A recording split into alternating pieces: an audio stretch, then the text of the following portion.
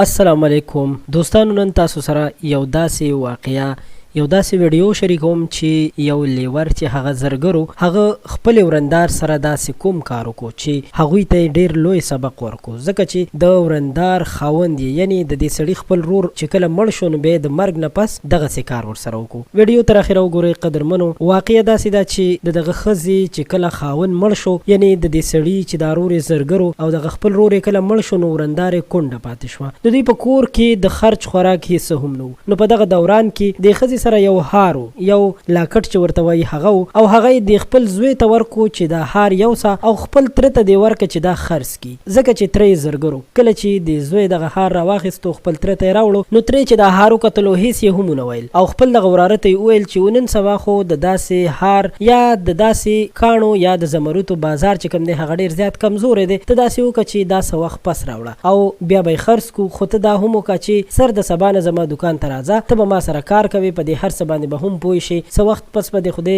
لوی سړی کې یو ځان دپاره به بیا دوکان کولاو کړي. وراره هم ورسره ومنله. کله چې کور ته راغی نو مور ته یې وویل چې تره مې وایي چې دا اوس فلحال په کور کې کېده او تره یې ورته څه پیسې هم ورکړې وې چې دا پیسې هم واخله، دا دې هم مور ته ورکړه چې تاسو په کور کې خرچ خوراک واچوئ، او ورته یې ویلي چې ته ما سره سر د سبا نه کار دپاره راځه. دغه ماشوم چې کله خپل تره سره یې کار شروع کړو او دوکان ته به روزانه تلو راتلو، یو وخت داسې راغی چې دغه دوکان به د خپل وراره ته یې پرېښودلو او ده به کنټرول کولو، دا تره به یې ډېر وخت دوکان ته نه راتلو. نو بیا داسې وشول چې یو وخت یې تره د خپل وراره ته وویل چې زه اوس لاړ شه، تاسو سره چې په کور کې کوم هار دی هغه راوړه چې خرڅ یې کړو، ځکه چې اوس بازار ډېر ښه شوی دی. دا ماشوم چې کله راغی خپلې مور ته یې وویل چې اوس راته هغه هار راکړه کوم چې مونږ خرڅول غوښتل. کله چې مور یې د ماشوم ته خپل هار ورکړی نو د ماشوم چې کله کتلی نو د مخې سره یې ویلي چې دا خو جعلي هار دی، یعنی دا خو اصلي نه دی، نقلي دی او د دې خو په بازار کې هیڅ قیمت هم نشته. کله چې دا خبره مور واورېده نو حیرانه شوه چې که دا جعلي و نو په هغه وخت کې دې ولې تا ته تره ونه ویل. خو مور یې دا خپل زوی ولېږلو دوکان ته چې ته دې د تره نه د راز تپوس وکړه. کله چې د ماشوم د خپل تره نه پوښتنه وکړه نو تره یې ورته وویل چې په هغه وخت کې ما ځکه تاسو ته ونه ویل چې دا جعلي دی چې تاسو به دا فکر کولو چې په موږ باندې سختې ورځې راغلي، نو اوس رانه خپلو خپلوانو هم لاس واخیستلو.